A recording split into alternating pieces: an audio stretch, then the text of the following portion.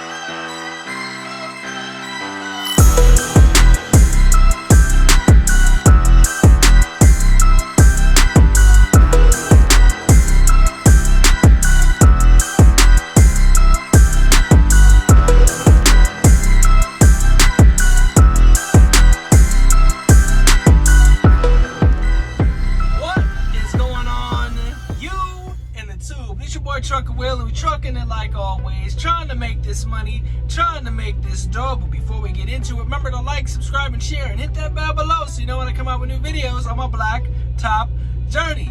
So, if you guys watched the first one, which is Prime Inc.'s Lease a Scam Part 1, and if you watched Part 2, you're in for a treat for Part 3. So, let's dive right in, shall we?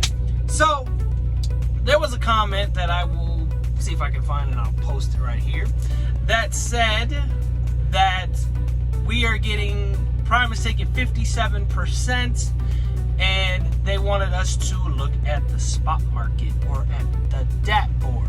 So, we're going to kind of elaborate on this. Is Prime Inc.'s Lease a Scam? So, for you viewer, the difference, this is the difference between spot market and contract freight, if you did not know. Alright, so spot market freight is the leftovers from contracted freight. And the only reason that on the spot market the rate is a lot higher is to get independent contractors or owner-operators to take the loads off the spot market for a higher rate, because the mega carrier did not have the capacity to take that load. So, of course, it's going to pay a little bit more. Obviously, it's going to pay a little bit more. Now, contracted freight is an agreement that a carrier has with a company. We'll use Tyson, for example. They'll say, hey, we'll pull X amount of loads for we'll say $2,000 for each load that we pull out of here. So, they pay $2,000 for each load. Maybe it's 100 loads, maybe it's 200 loads, but that's worldwide. So that's why rates on the spot market and rates on contracted freight differentiate so much. Now, in the market that we are in currently right now, rates are down. So that's why you might see a lot of owner operators hanging the keys up, or taking their trucks and leasing them on to a bigger carrier. Does that make them any less than an owner operator if they lease on with a company? That is the whole point, guys. And I have so many comments talking about, oh, you're this, you're that, and you're this and that. And I want you guys to really take a moment to think about it. All right. I'm not bashing anybody. I'm not telling anybody that they're wrong. I'm not telling anybody that they're right. Okay. I want to make that 100% clear for you guys. When you're leasing a truck, it's only to get to your next step. That's all it is. Now, if you continue to do it, you're happy with what you're getting. The amount of money that you're getting is not going to differentiate too much if you're an owner operator or if you own your truck or you own your own trailer. The money might be more, but let's think about it logically. All right, the money might be more, but you have higher expenses. So you got that tractor, you got that trailer that you own, and you got the expenses and the maintenance on that tractor and that trailer that you own. So you have to make a little bit more money. But at the end of the day, when you got that insurance for your authority, you got that tractor, you got that trailer, you got that cargo, you got all that expenses, when you take away all those expenses, you're probably bringing home, if not maybe $200-$300 more to maybe $1,000 more. Now, is that a lot of money? Yes. You're talking about in 12 months? Yes, that's a lot of money. For 4 weeks, 52 weeks in a year, that's a lot of money. But you got that expenses. Yes, you can write them off, but at the end of the day, you may gross $300,000, but what are you netting? What is your total net? All that is to say, guys, that people have a tendency to down another person for doing it out of the box, being outside the box. Not everybody wants to do it the way that everybody else does it. You can go buy a truck. Yes, if you have the financial means to go buy you a truck, go buy your truck. If you don't have the financial means, then go lease a truck. Would I recommend any other lease company? No. I would recommend Prime's lease company, or Prime's lease purchase. There's a lot of people that do the lease purchase. It's a great system set up to help you succeed. But so many people have a bad taste in their mouth because they got ripped off or they went to the wrong company. It's very important that you do your due diligence before you make a decision. But this is the thing that you have to understand. In anything that you do, you have to commit to it. If you do not fully commit to it and want to take on the responsibilities to it, you just want to get in it for the money for the short time, cool, do that. But remember, once you commit to something, you want to finish something. I'm the type of person, I don't like to commit to anything unless I finish it. So I finished my first lease truck. I ordered this truck. This truck that I'm in right now was supposed to be my lease purchase truck. The only reason it's not is because I ordered my truck on a Friday and he suspended the lease purchase program on a Monday. That is the only reason this truck is not going to be mine at the end of next year. That's the only reason. Because I was building myself up. Now, you guys have to understand that the landscape right now in this economy, if you're going to jump, but make sure you do it in the right way. Would I suggest jumping without a net? What do you think? Would I recommend jumping in without a safety net? No, I wouldn't recommend jumping into the lease or the lease purchase right now without a safety net. Now, what I mean by a safety net, I would say right now with inflation, getting parts, getting your truck worked on is going to cost you a little bit of money. So why not use somebody else's money to prolong your ability to keep making money? You want to keep extending it. So take somebody else's credit who's got probably millions of dollars in credit and work your magic, work your business, make your money. Are you gonna see videos where people are saying I made $4,000 a week and I made $3,000 a week? Sure, you are gonna see people that are saying they're making more money than you. Awesome, great. So the thing that you got to realize is not everything is what it seems, right? So I can say I make $1,500 a week. Somebody's like, oh, I can make more than $1,500 to $2,000 a week. Sure can, but there's good weeks and there's bad weeks. Any truck driver can tell you that there's good weeks and bad weeks. There's always goods, there's always ups, there's always downs. It just depends on where you're at and what type of freight there is to be pulled. out here at Prime, you've been here long enough, you kind of know where the good pockets of freight are. You kind of know. It's changing every day, but you kind of have an idea where you go. If you go here, you know you're gonna have a good settlement that week. You kind of know based on where you go because you've been here long enough. You've memorized where the good loads are. You've memorized. So people are gonna make more money than you. It's like R. Kelly. You know, he talks about the song where I'm black, young, and I'm rich. Don't bring your girl to the club. You know, like, don't bring her to the club if you don't want her to get hit on, then she's fine.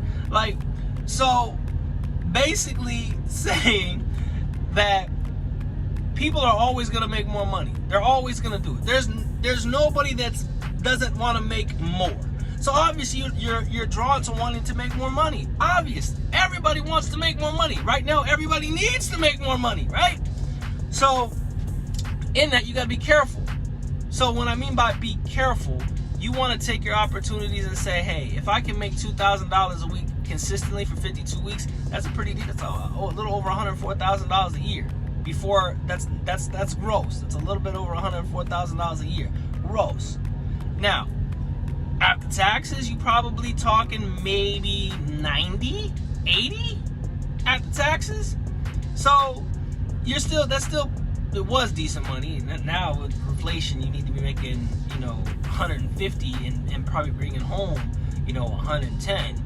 But that is what it is. I mean, that's just something that you can't deal with. You can only control what you can control. Everything else you can't control. You can't control OPEC. You can't control this. You can't control that. You can only control two things: how you run and your fuel, and the maintenance that you do to your truck. That is the only things that you, the driver, can take care of. So the way that it is set up at Prime, they're not ripping you off, they're setting you up. Everything is laid out. You can get your truck work done. You need to get things done to your truck, you can charge it to your truck. Just keep in mind of what you're paying out. Write it down, have the receipt. So you can keep rolling, keep moving, keep grooving, keep making money, keep turning, keep earning. You can do that. Things that you want for your truck at the company store, you can do that. Some people don't have that. They might say, oh, hey, ain't nothing wrong with having some training wheels if you're brand new to the game.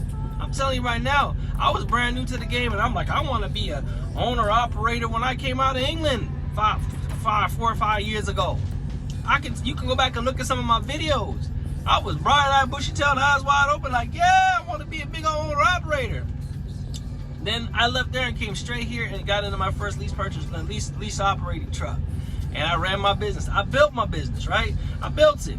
So started with getting business credit. Then decided after a couple of years, wanted to put my car in my business name. You can do that too. Those are little nuggets. You guys, you ever heard the saying, control everything, own nothing? Think about what that statement is saying. Control everything, own nothing. If you understand that, then you'll understand the game. The game is played on a different set of rules. You just have to learn the rules. So I have a course that I'll be coming out with. If you guys want to get access to that, you can. Hasn't been released yet, but I'm working on it. That's going to help you guys get to the next level, put some money in the bank, and continue to have residual income so eventually you can take the trip.